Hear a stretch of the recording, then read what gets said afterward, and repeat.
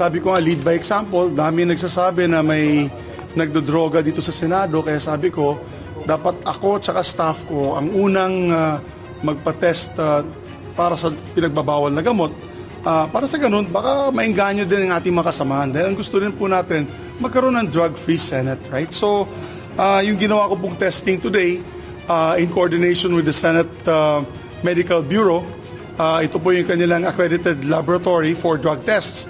And yung urine samples po ito para sa 5 klaseng pinagbabawal na gamot, which is shabu, marijuana, cocaine, ecstasy, tsaka yung opium.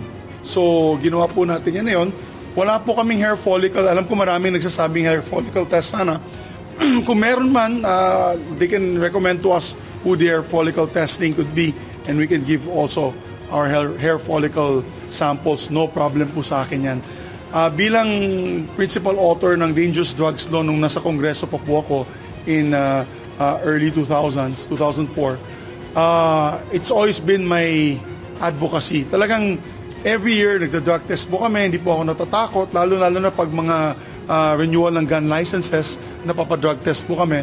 So, I see no problem. Pag wala naman kayong tinatago, bakit matatakot po kayo mag-drug test? Kaya, I am encouraging, ini-encourage ko po ang lahat ng mga senador at kanilang mga opisina na magpa-drug test na.